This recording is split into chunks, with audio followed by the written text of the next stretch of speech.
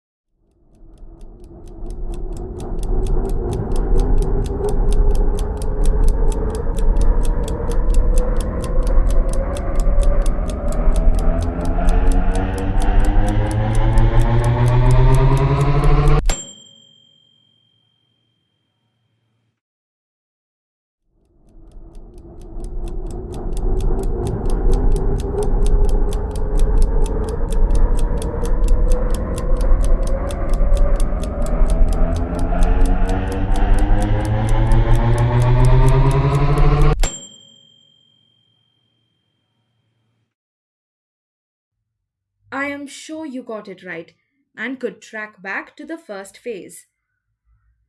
Let us examine Amy's oral cavity.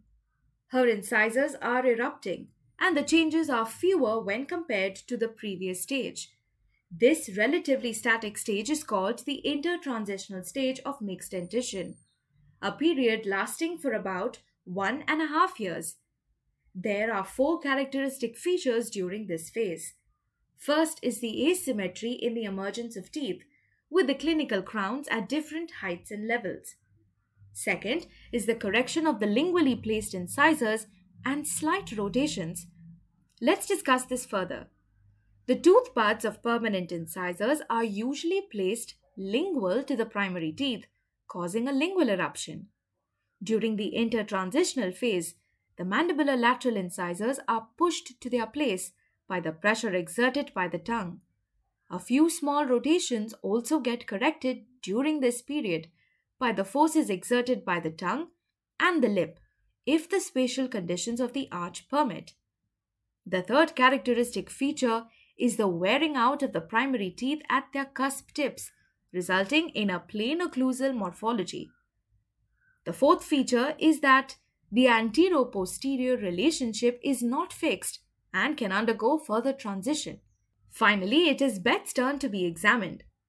Her posterior primary teeth are falling off, which means she is in the last stage of the mixed dentition, which is the second transitional period. The shedding of the posterior primary teeth marks the beginning of this stage at about 9 to 10 years and takes about 1.5 years to be replaced by the permanent teeth.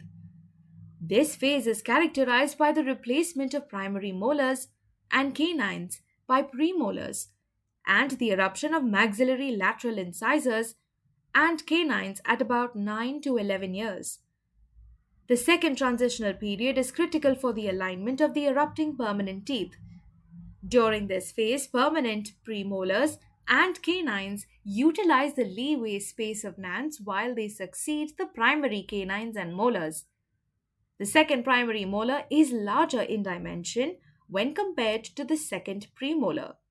This difference in their dimension creates a space called the E space. Amongst various moral tales we have heard as children, I am sure the fascinating story of an ugly duckling is one that we instantly remember, where the ugly duckling was bullied by its fellow flock of ducks for its unusual appearance, only to find out later that it is a beautiful swan. Now, this was also a cause of concern in Beth's case. The presence of a space between her permanent central incisors, especially after the phase of her cute perfectly aligned baby teeth placed her in the ugly duckling stage. However, these gaps are usually just a temporary transitional phase.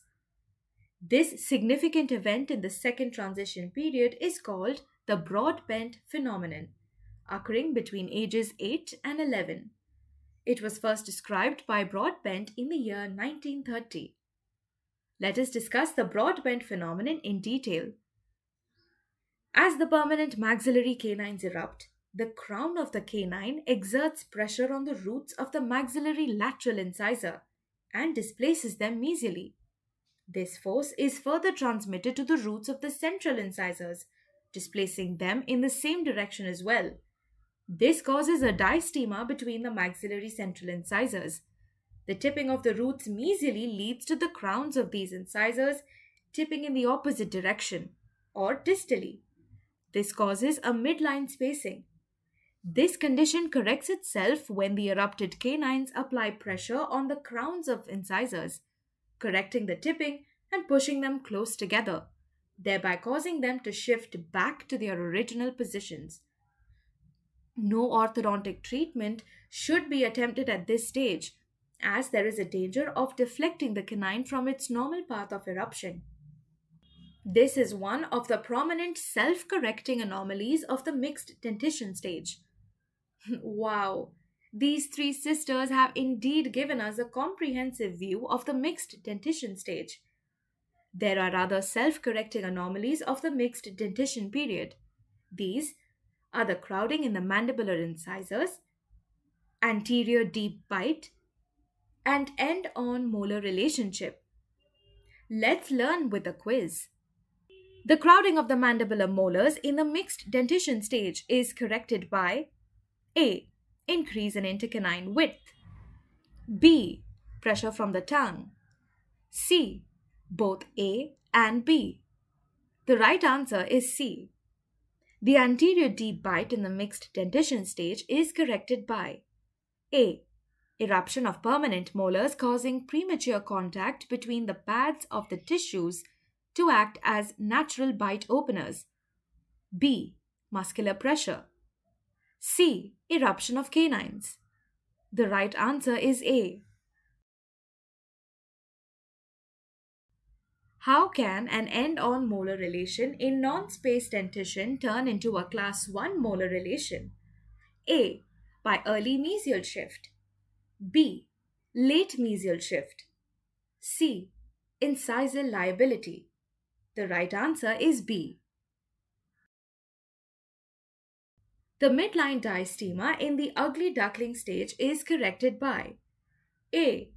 Eruption of maxillary posterior teeth, B. Eruption of maxillary incisors, C. Eruption of maxillary canines. The right answer is C. So now the self-correcting anomalies and their correction factors are well understood. By the end of the second transitional period, all the primary teeth are replaced by the permanent ones. The occlusion is established as the second molars erupt, and the interrelationship between the permanent dental arches is also established, although minor changes in occlusion still take place even in the permanent dentition stage. There are milestone studies carried out to study the growth of the arches to accommodate the large permanent teeth. Here is a brief outline of their findings. According to Bishara and colleague, maxillary and mandibular arch width increase significantly between 6 weeks and 2 years of age. The mandibular intercanine width is established by 8 years of age after the eruption of the 4 permanent incisors. Although arch width increases between 3 and 13 years of age, there is a slight decrease in width, more in the intercanine than in the intermolar area, after the complete eruption of the permanent teeth. In short, the incisor alignment patterns and intercanine arch dimensions are essentially established by age 8. Now let's understand why the mixed dentition stage is important. This is a golden period to alter the growth patterns in children. A thorough knowledge of the characteristics of this stage helps to differentiate normal occlusion from abnormal and prevent unwanted interventions. This is also a significant time for interception of the developing malocclusion in both the anterior and posterior regions. Early recognition and elimination of deleterious oral habits, as well as an appliance or a myofunctional therapy, can prove to be fruitful.